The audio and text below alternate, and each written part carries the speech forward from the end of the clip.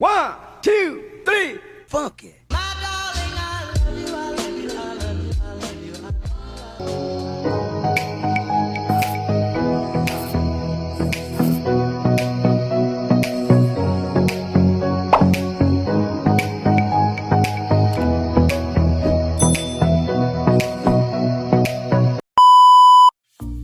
Good day everyone, it's Larry back at it again with another math-related video. So for today's video, I will be discussing hypothesis testing. So if you want to learn more about it, let's hop into my video presentation. Good day everyone, so for today I will be discussing hypothesis testing. So when we say hypothesis, it is a wise guess. It is a premise or claim that we want to test. So, hypothesis testing, by definition, is a type of statistical inference which assesses the evidence provided by data about some claim concerning a population. It is a statistical method that used in making statistical decisions using experimental data. So basically, hypothesis testing is an assumption that we make about population parameter. So, we have here a statistical hypothesis. So, a statistical hypothesis is a conjecture about the population parameter. This conjecture may or may not be true. Next is we have the two types of statistical hypothesis. We have the null hypothesis and the alternative hypothesis. So, null hypothesis is currently accepted value for a parameter. It is symbolized by h sub 0 and it is written as h sub 0 could be mu sub 1 is equal to mu sub 2. Therefore, in null hypothesis, if it is said in the problem equal, automatically the claim of the researcher will be on the null hypothesis because it means that it shows that there is no difference between the two population means or parameter. Now, if the null hypothesis is rejected, we will now accept the alternative hypothesis. So, alternative hypothesis is symbolized by h sub 1 and is written as mu sub 1 is not equal to mu sub 2 or mu sub 1 is greater than mu or less equal to mu sub 2 or mu sub 1 is less than or equal to mu sub 2. So, it shows that there is a difference between two population means or parameter, or the two population means is not equal. Note that if the null hypothesis is accepted, then the alternative hypothesis will be rejected and vice versa. Remember, null hypothesis is always the one that we need to prove correct. So, we can say that alternative hypothesis is only a backup. If ever null hypothesis is rejected, then alternative hypothesis will be accepted. Now, we have the one-tailed test versus two-tailed test. We have the two-tailed test. In two-tailed test, we have this word equal, and in two-tailed test, it is test in both sides. While in one-tailed test, we have here the left-tailed and the right-tailed. So, in left-tailed, we have the word less than, and in right-tailed, we have the word greater than. So, when we say two-tailed test, both sides are being tested. Both left and right tails in the normal curve. While in the one-tailed test, it's either left-tailed or right-tailed. If it is mentioned in the problem less than, then it is left-tailed. But if it is in the problem said in the problem that greater than, then it is right-tailed. In left-tailed, you will test the left side of the curve, and in the right-tailed, you will test the right side of the curve. So we have here the example of the two-tailed test. So this is a normal curve. Now that we have this curve, this is the left side, and this is the right side. We have the shaded part, this shaded part, and the non-shaded part. This shaded part is the rejection area.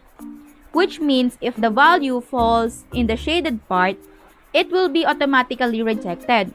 But if the value falls here in the non-shaded part of the curve, then it means automatically the value is accepted. So for example, this is 0, we have the value, because it is two-tailed, we have the positive and the negative. So we have negative 2.5, 0, and positive 2.5. So these are my critical value. So for example, the z value here is, let's say, 2.7. So 2.7 will fall in the shaded part, here in the shaded part, because this is 2.5, and let's say 2.7 is here. 2.7 is here, so 2.7 is rejected. But if the z value is, let's say, 1.8, so 1.8 will be here. Here. This is 1.8. Then 1.8 will be accepted because it is less than 2.5 and it falls in the non-rejection region. Now we have here the one-tailed test. We have here two curves for the left-tailed and the right-tailed. When we say left-tailed test, the rejection region is on the left side. Here, this is the left side. This is the rejection leader where there is the shaded part. So, the rejection region is on the left side only because it is only said that less than.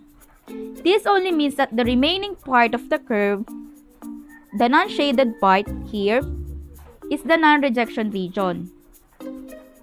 So, here in the right-tailed, when we say right-tailed test, the rejection region is on the right side of the curve, this one.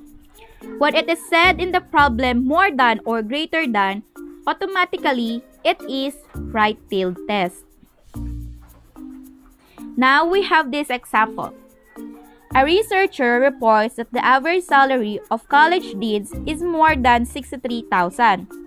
A sample of 35 college deans has a mean salary of $63,700.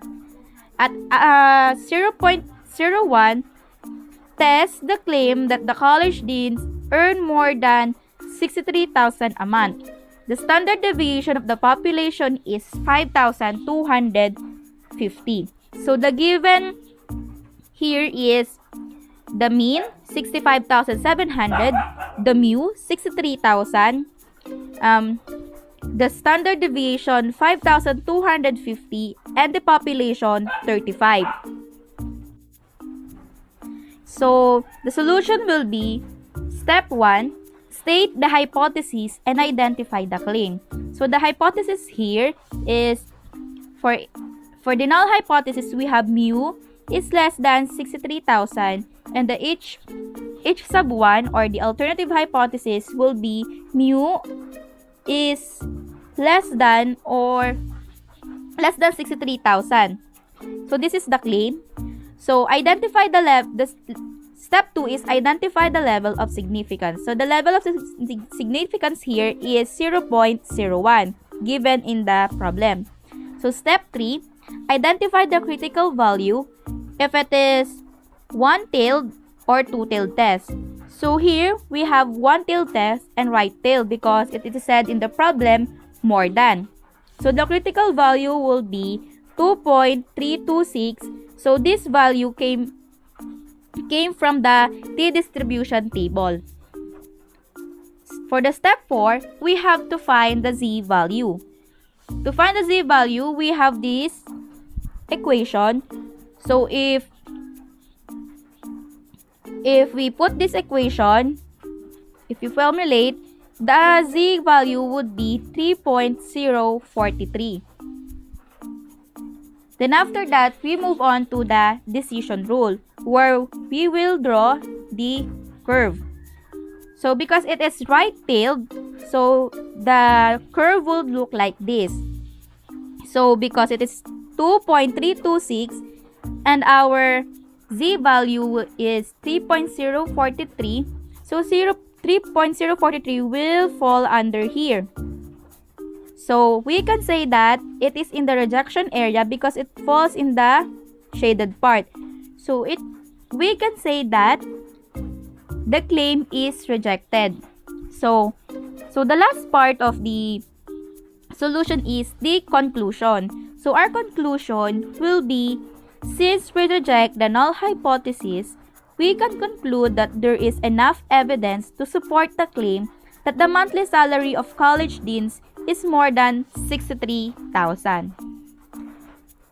Now that we are done with the example, I hope that you learn and understand hypothesis testing. Thank you. That's all for today, guys. I hope you understand and learn from my video. I hope you're all doing well and stay safe, guys. Thank you.